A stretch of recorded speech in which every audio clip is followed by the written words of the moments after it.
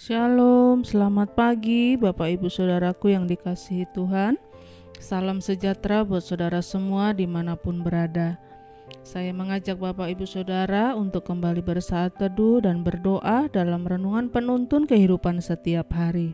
Kiranya damai sejahtera dan sukacita oleh Roh Kudus senantiasa melimpah dalam hati dan kehidupan kita semua. Tema penuntun hari ini adalah doa yang tidak dijawab. Ayat bacaan kita terdapat di dalam Yakobus pasal yang keempat, ayat 1 sampai ke-4 dan ayat yang ketiga berkata demikian. Atau kamu berdoa juga, tetapi kamu tidak menerima apa-apa, karena kamu salah berdoa, sebab yang kamu minta itu hendak kamu habiskan untuk memuaskan hawa nafsumu. Bapak Ibu Saudaraku yang dikasihi Tuhan, kita tahu arti dari kata doa, yaitu didengar oleh Allah. Memang tidak semua jawaban doa itu jawabannya iya.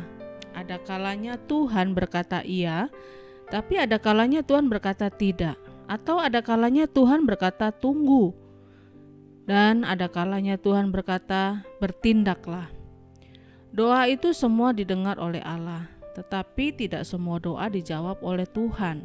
Karena dasarnya Alkitab berkata, sebelum kita meminta, Tuhan sudah tahu. Tetapi kita harus tetap meminta karena Tuhan mau kita mempunyai hubungan atau komunikasi.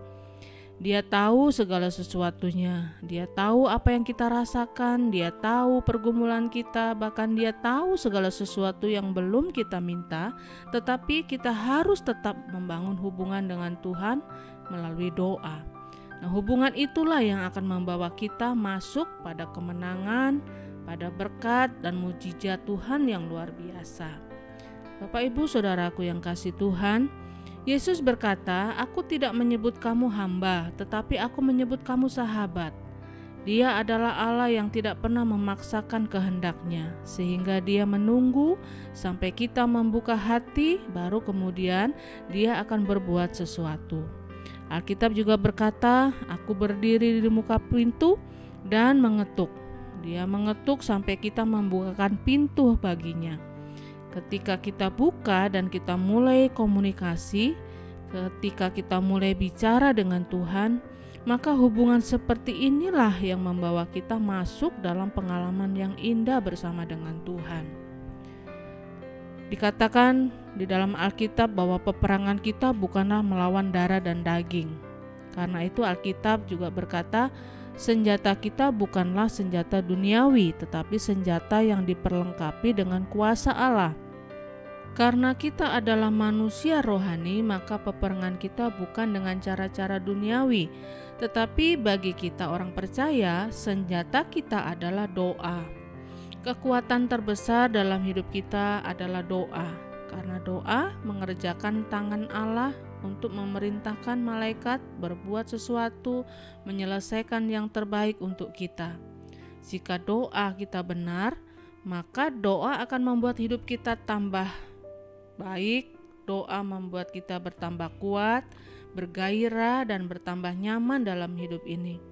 Doa itu melepaskan kita dari berbagai masalah, sehingga kita bertemu kekuatan yang sejati di dalam Kristus.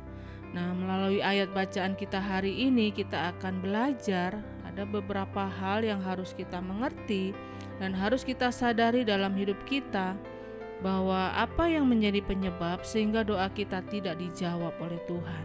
Yang pertama, doa tanpa pertobatan. Kita berdoa tetapi kita masih menjadi sahabat dunia.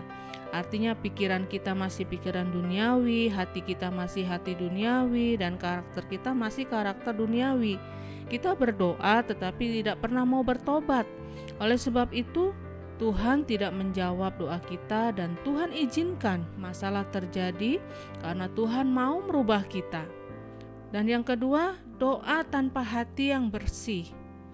Tujuan doa adalah Allah menyempurnakan kita terlebih dahulu, baru kemudian Allah mencurahkan berkat-Nya dengan luar biasa. Tahukah kita bahwa sangat berbahaya memberkati orang yang karakternya belum diubahkan oleh Tuhan. Karena itu Tuhan mau hati kita bersih terlebih dahulu, dan kita belajar berserah terlebih dahulu kepada Tuhan. Doa juga tanpa menjadi pelaku firman tidak akan didengar oleh Tuhan. Kita berdoa tetapi kita tidak mau melakukan firman Tuhan dan hidup semaunya sendiri. Padahal Tuhan memberkati kita supaya kita dapat menjadi pelaku firman. Karena semakin kita menjadi pelaku firman, maka semakin hidup kita berkemenangan. Dan berikutnya adalah berdoa tanpa beriman. Tanpa iman, doa kita tidak akan dijawab, karena kunci jawaban doa kita adalah iman. Yang pertama adalah iman bahwa Yesus sudah mati untuk kita di kayu salib. Dan yang kedua, iman bahwa dosa kita sudah diampuni. Dan yang ketiga, iman bahwa segala janji Tuhan itu adalah milik kita. Jadi, doa adalah kunci untuk membuka pintu surga. Ketika kita berdoa, kita akan melihat jawaban-jawaban doa yang luar biasa. Amin. Mari kita berdoa. Bapa, kami bersyukur buat firman-Mu pagi hari ini yang mengingatkan kepada setiap kami bahwa sesungguhnya Engkau adalah Allah yang mendengarkan setiap doa kami. Tetapi pagi ini kami belajar bahwa doa yang didengar dan dijawab oleh Tuhan, yaitu doa yang disertai dengan pertobatan, doa dengan hati yang bersih, doa dengan disertai melakukan firman Tuhan, dan doa dengan iman yang teguh kepada Tuhan. Ajar kami Tuhan untuk kami terus melakukan firman-Mu. Tuntun langkah kami, sertai jalan hidup kami untuk kami selalu menjadi pelaku-pelaku firman yang hidup, sehingga kami boleh meraih janji-janji Tuhan yang ajaib. Di dalam nama Tuhan Yesus kami berdoa. Haleluya. Amin. Kiranya berkat yang sempurna dari Allah Bapa kita, kasih karunia dari Tuhan Yesus Kristus, dan persekutuan yang indah dengan Roh Kudus menyertai kita semua dari sekarang ini dan sampai selama-lamanya. Maju terus dalam tuntunan Tuhan, tetap semangat, sampai jumpa esok hari dan Tuhan Yesus memberkati.